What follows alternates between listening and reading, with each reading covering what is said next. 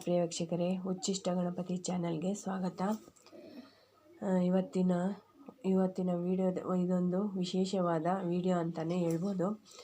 ಇದೇನೆಂದರೆ ವಿವಾಹ ಮೋಹಿನಿ ಮಂತ್ರ.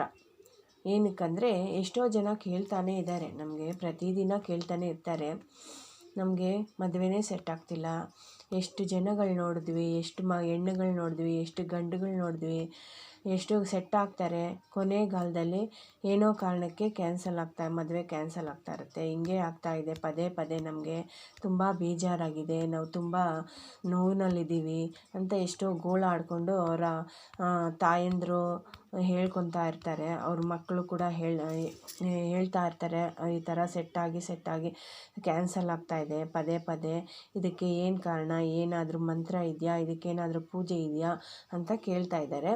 ಅದಕ್ಕೋಸ್ಕರ ಇವತ್ತೊಂದು ಅದ್ಭುತವಾದಂಥ ವಿವಾಹ ಮೋಹಿನಿ ಮಂತ್ರನ ತಿಳಿಸ್ಕೊಡ್ಬೇಕು ಅಂತ ಈ ವಿಡಿಯೋ ಮಾಡ್ತಾಯಿದ್ದೀನಿ.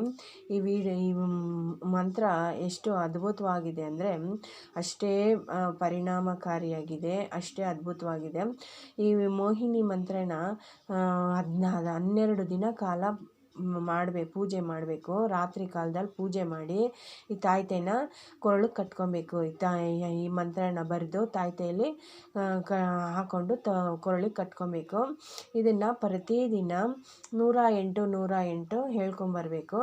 13,000 ಜಪ ಮಾಡಿ ಸಿದ್ಧಿ ಮಾಡ್ಕೊಬೇಕು. ಸಿದ್ಧಿ ಮಾಡಿಕೊಂಡು ಅದನ್ನು ಪ್ರತಿದಿನ 108 ಹೇಳ್ಕೊಂಬರ್ಬೇಕು. 108 ಮದುವೆ ಸೆಟ್ ಆಗೋವರೆಗೂ ನೀವು ಹೇಳ್ಕೊಂಬರ್ಬೇಕು. ಸೆಟ್ ಆದಮೇಲೆ ಈ ತಾಯ್ತೆನ ಹರಿಯೋ ನೀರಿನಲ್ಲಿ ಬಿಟ್ಬಿಡಬೇಕು.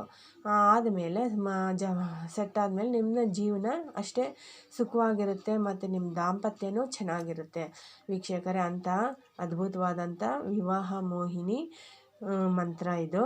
ಈ ಮಂತ್ರನ ನೀವು ಜಪ ಮಾಡಿ ಸಿದ್ಧಿ ಮಾಡಿಕೊಂಡು ನೀವು ನಿಮ್ಮ ಕಾರ್ಯನ ಸಿದ್ಧಿ ಮಾಡ್ಕೊಳ್ಳಿ. ನಿಮ್ಮ ವಿವಾಹ ಶೀಘ್ರವಾಗಲಿ ಅಂತ ಕೇಳ್ಕೊತಾ, ನೀವು ಕೇಳ್ಕೊಂಡಿರೋದು ಯಾರ್ಯಾರು ಕೇಳ್ಕೊಂಡಿದ್ದಾರೋ ಅವರು ಈ ಬೇಕಾಗಿರೋರು ಮಾಡಿಕೊಂಡು ನೀವು ಸಿದ್ಧಿ ಮಾಡಿಕೊಂಡು ನಿಮ್ಮ ಜೀವನನ ಚೆನ್ನಾಗಿಟ್ಕೊಳ್ಳಿ, ನಿಮ್ಮ ದಾಂಪತ್ಯನ ಸುಖವಾಗಿಟ್ಕೊಳ್ಳಿ ಅಂತ ಕೇಳ್ಕೊತಾ ನಾನು ಈ ವಿಡಿಯೋನ ಮುಗಿಸ್ತಾ ಇದ್ದೀನಿ ವೀಕ್ಷಕರೇ. ಈ ವಿಡಿಯೋ ನಿಮಗೆ ಇಷ್ಟ ಆದರೆ ಲೈಕ್ ಮಾಡಿ, ಶೇರ್ ಮಾಡಿ, ಸಬ್ಸ್ಕ್ರೈಬ್ ಮಾಡಿ. ನಮಸ್ಕಾರ ವೀಕ್ಷಕರೇ.